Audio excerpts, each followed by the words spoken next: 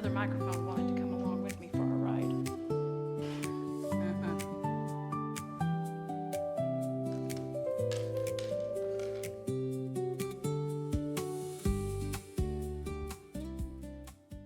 I can't get used to this using my phone as the clicker. I'm like, I'm in church, my phone shouldn't be out, but I kind of need it because I need to advance the slides. Good morning. We are embarking on a journey together, starting now for the next 8 weeks. We are going to be talking about healing. And it's been interesting because there's been this need for healing. Just seems like our prayer gets a little longer every week. And I'm like, oh, okay, God, I got the nudge. We're going to talk about healing for a little bit. And in my experience for my own healing with a diagnosis of major pain and also a diabetes diagnosis, I've found myself sometimes like obsessive over being made whole. And I started reflecting on Unity founder Myrtle Fillmore and this healing journey that she took. And I looked back at how she would spend hours meditating, like consecutive hours. And part of me is like, it must be nice to have that kind of time on your hands. Must be nice. I get it when I'm sleeping. That's about when the most consecutive amount of me sitting still happens. And then I look at the fact that time for us is such a monitored thing. Humans created time. We created, like, you have to be somewhere at this particular time, and it's always very transactional. And so in order to get me to this point of not paying attention to the time and the hours of when I sit still, it's not the quantity of how long, it's the quality of my sit, or lay, or stand, or sing. Whatever it is that brings you back to center. So in this series, we're going to touch on a lot of different aspects of healing. And one of the things that I will do is, I made up my own word, we're going to factify some myths, and we are going to do our best to withhold spiritual malpractice. And so with that being said, I have some asks of you, if you're willing, before we do this journey together, because it's important, because healing is a sensitive subject. And I want us to have some heart agreements, because I have a feeling that we're going to want to embark on some discussion throughout this series together. And so while we do with our curiosity and our spiritual growth, I want to have some ground rules. In YFM, we call them heart agreements, and a lot of the classes we take, we call them heart agreements. And so first heart agreement, we're not here to fix other people. You're not broken. Hear that for yourself. I'm not broken. So in this, while you may have the urge to give advice, please make sure that it is wanted. Share your experience from a for me perspective. For me, I find that if I don't rest, I'll have a pain flare up. For me, I find if I eat a lot of sugar, it's not going to be a good thing for me. And I ask you to be open to Spirit's guidance, because it is the guidance of Spirit that is going to help you on your healing journey. And then I ask you to commit to the thought that to each their own. My healing journey is my healing journey. Your healing journey is your healing journey. My spiritual journey is my spiritual journey. Your spiritual journey is your spiritual journey. And we could celebrate both of those for each other without having to make somebody follow our map. So, can we agree to the heart agreements? Yes. Thank you. Oh, I got like more than one yes today. Okay.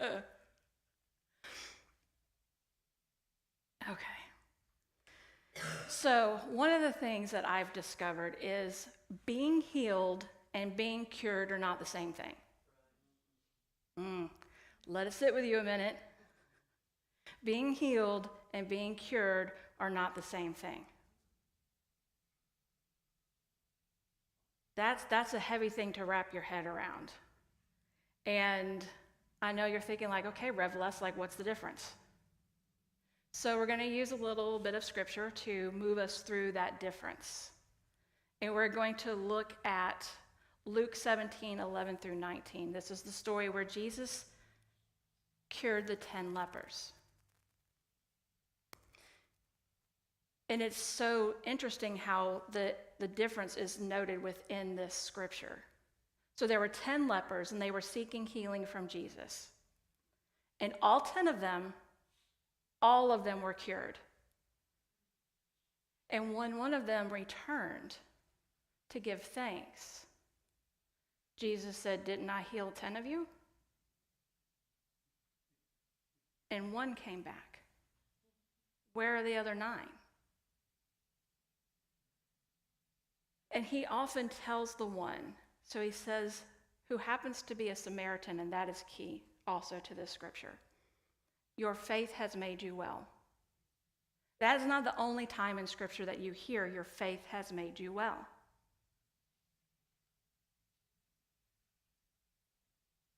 So 9 cured, 1 cured and healed. So there are important cultural aspects to this that we want to pay attention to. So the lepers were given direction from Jesus to return to the temple because in that time, lepers were outcast. When you showed symptoms of that, you had to leave the community. And in order to return, you had to show the rabbi that I don't have sores anymore. I can return to temple because I'm clean again. And the one that was returning was a Samaritan. Samaritans were not allowed in the temple. They're foreigners. They were not allowed. And so the Samaritan, the one that returned to give thanks, returned the only place that he knew to give thanks to, and that was back to Jesus. And in that returning, in Scripture, it uses in the original translations the Hebrew word teshuvah, which means return to God's presence. And I know where you may want to lean. Remember, Jesus in this story is rabbi. Jesus in this story is teacher. So he's returning to someone who is very fully aware of their Christ consciousness.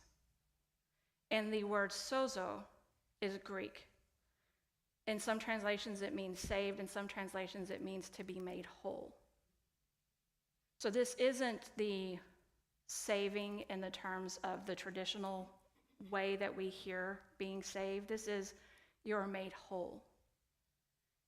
But what was it that made that person whole? It was his faith that made him whole. Amen. Jesus preaches that so many times, that it is your faith that does the work.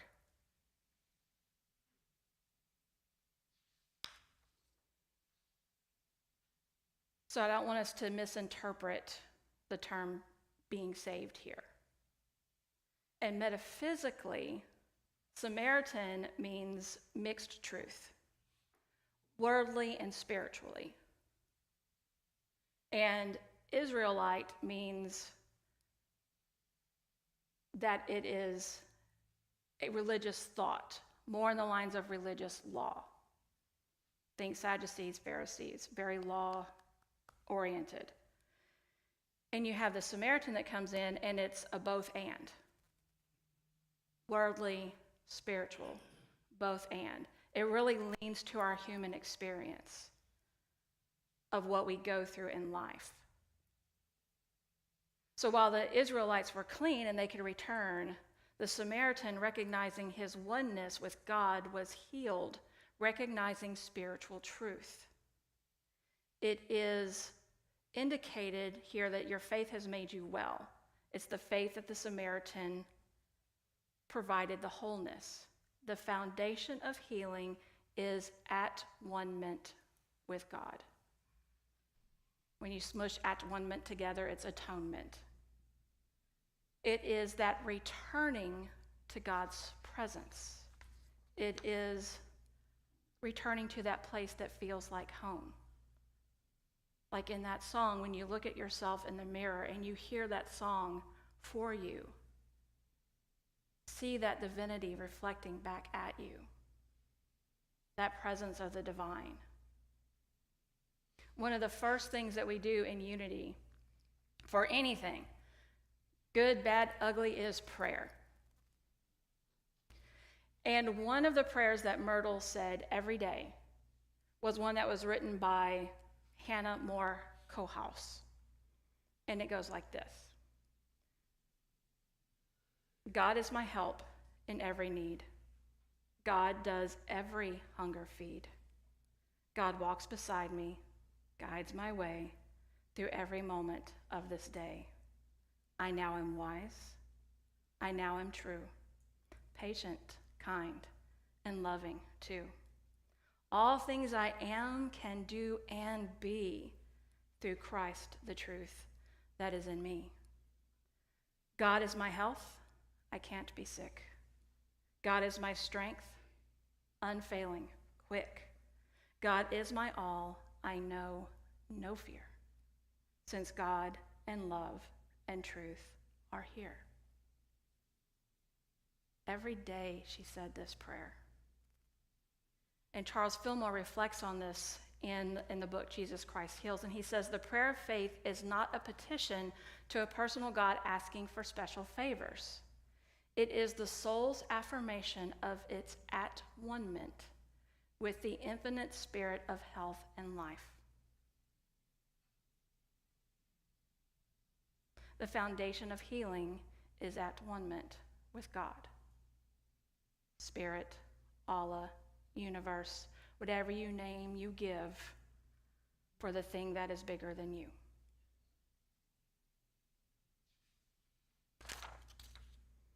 See, Myrtle, she truly believed that when we focus on that Christ center, the God self of us, that then our body reflects that wholeness. And that is true.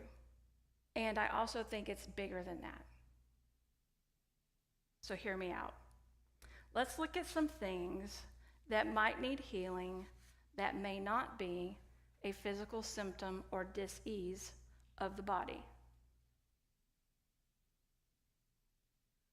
On a personal level, we may need healing from separation, feeling that we are apart from our friends, our family, society in general.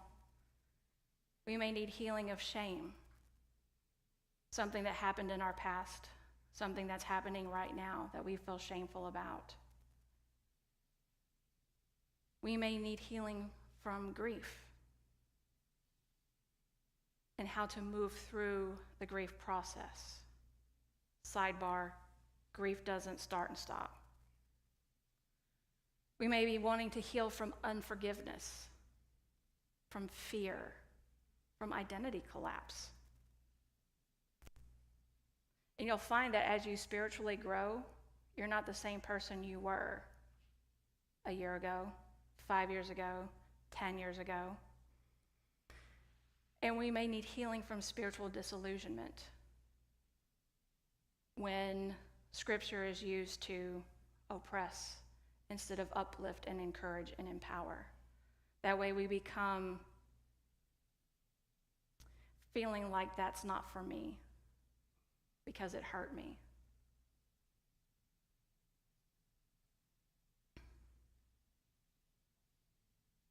And so, can these things show up in the body as a symptom?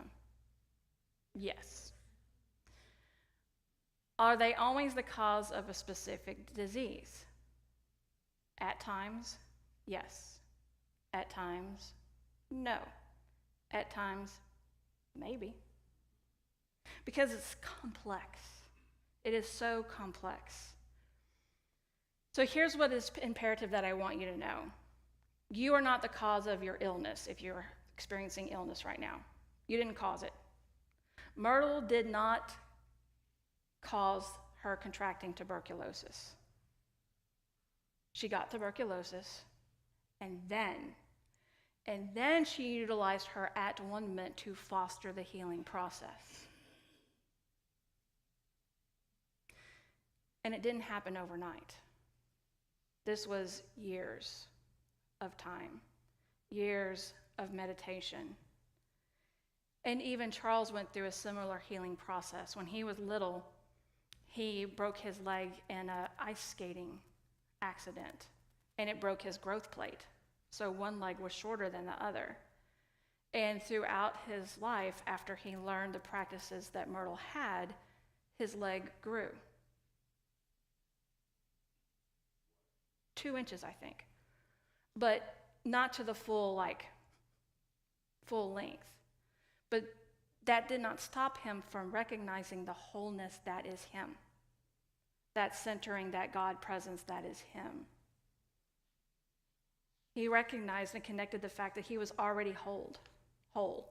It's our second principle. We are inherently and perfectly good, just as we are, because we are children of God. Just as we are. Another thing I want to make very clear too is that humans created this whole imperfection, dis-ease thing. Because we have to categorize things. We label it, we categorize it, we compare, we judge, and folks, in my opinion, that in itself is a dis-ease. And so imagine you're me, and you're teaching a room full of littles for YFM. And we're talking about the second principle, and we're perfectly whole and complete just the way you are. And one of my students who has Down syndrome says, "But I have Down syndrome, Reverend Leslie." And I said, "Yeah, and you are perfect and whole and complete just the way you are." And it still is amazing to watch her grow and excel and do things that people were like, "Oh, you can't do this because you have this." And her mom was an amazing advocate for her. She's a sophomore in college, people. Don't tell people they can't do things and put them in a box. Because we tend to do that.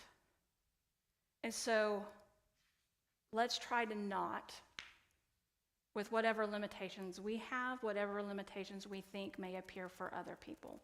Because we don't know what we don't know. And so then I want to take a deeper look. Actually, it's like broader.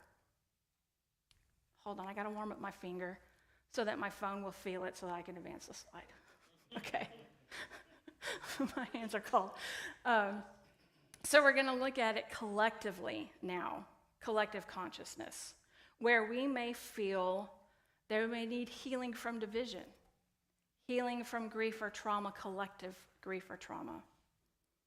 Healing from injustice, healing from fear culture, healing from a loss of shared meaning, healing from isolation.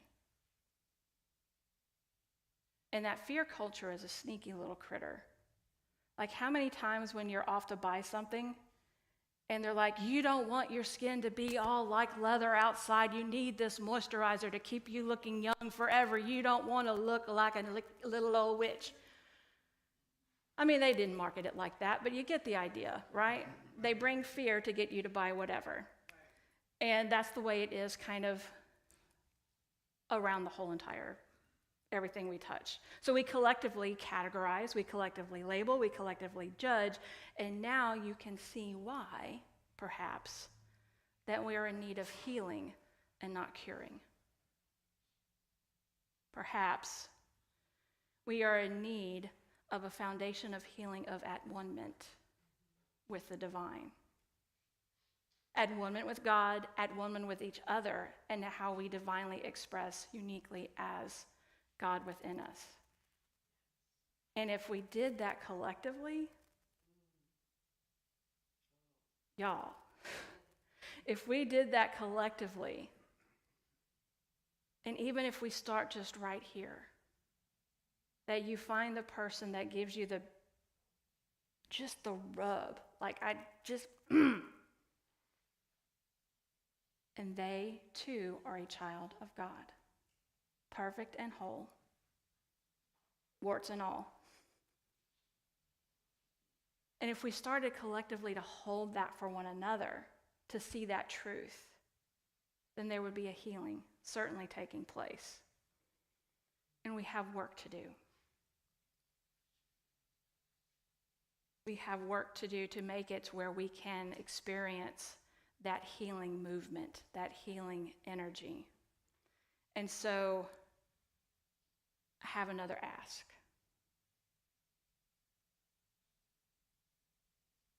Are you willing to say this mantra for at least 1 minute every day? I am one with God. I am in balance and bring forth good for me and the world around me.